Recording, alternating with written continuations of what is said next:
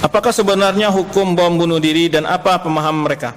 Bom bunuh diri ini adalah ada berapa pemahaman yang dalam hal ini. Ada kadang-kadang mungkin dia didoktrin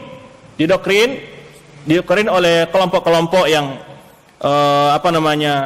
ekstrem atau radikal atau teroris ini. Jadi mereka didoktrin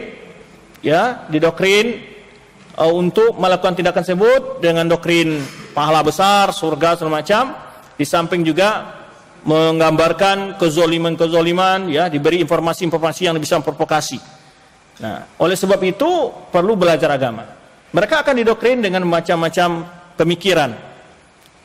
Pertama adalah mereka doktrin mereka itu bertingkat-tingkat. Ada yang menjadi sasaran mereka adalah non-Muslim, tapi di wilayah Islam. Nah, ada yang menjadi sasaran, ini saya sebutkan di dalam makalah saya tentang ISIS dalam tinjauan Akidah Ahlussunnah wal Jamaah. Itu mereka punya level-level pengkafiran dan juga sasaran yang mereka bunuh berbeda-beda. Ada yang sasarannya non-Muslim, ada yang sasarannya penegak hukum, seperti pertama polisi yang menumpas mereka. Jadi mereka tidak, kalau di Indonesia sampai hari ini belum punya pemahaman yang sifatnya menyasar masyarakat umum. Tapi apa yang terjadi di beberapa hotel, Ritz-Carlton semacam, itu mereka indikasikan sebagai bentuk korban tidak sengaja. Jadi sebetulnya level-level pengkafiran mereka berbeda-beda. Ada mereka mengkafirkan penguasa saja.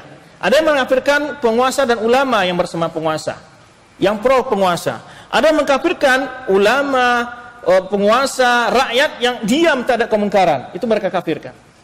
Jadi banyak sekali level-level mereka itu. Nah, untuk bom bunuh diri itu doktrinnya sangat dalam. Jadi doktrinnya sangat dalam, Kemudian biasanya orang-orang begini terdapat indikasi-indikasi juga kelemahan jiwa. Dia ada orang yang labil jiwanya. Ada masalah juga di dalam kehidupan dia secara personal.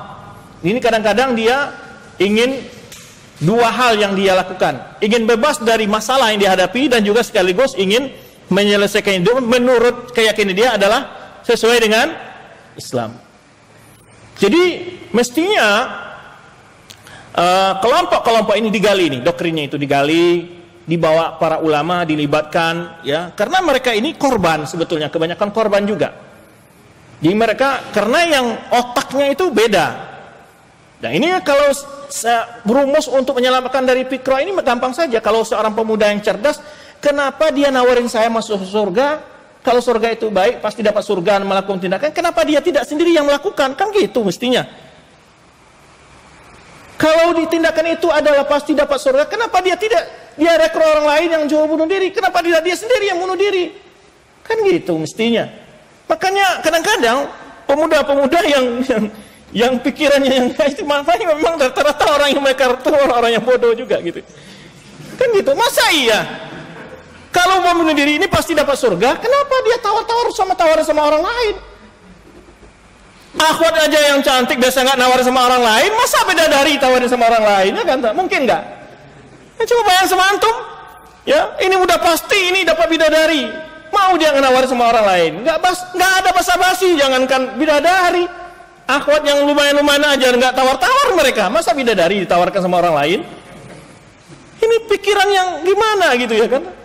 Dan ini sudah Anda bahas dalam beberapa tulisan, diantaranya bentuk-bentuk segi-segi pelanggaran terorisme terhadap syariat Islam. Itu antum bisa ambil di website zikro.com, juga di majalah jurnal STDI juga Anda bahas di situ.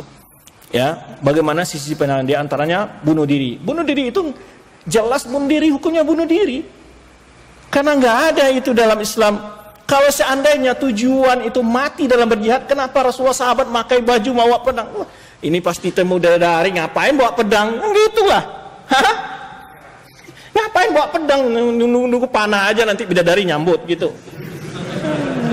Ini pemahaman Islam yang sangat tidak secara logika sederhana aja nggak masuk itu. Bayangkan Rasulullah ada orang yang paling pemberani, orang yang paling tawakal kepada Allah, enggak? Orang yang cinta surga nggak Rasulullah SAW? Para sahabat ada yang lebih cinta surga. Apa mereka berbuat demikian? Ya kan? Bahkan jihad mereka syar'i loh. Ada pemimpinnya, ada jelas musuhnya. Ini enggak sama sekali.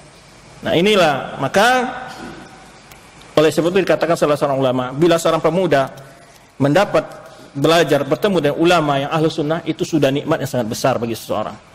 Karena pemuda-pemuda ini bila jatuh kepada pemahaman yang menyimpang, itu bahaya sekali. Ya.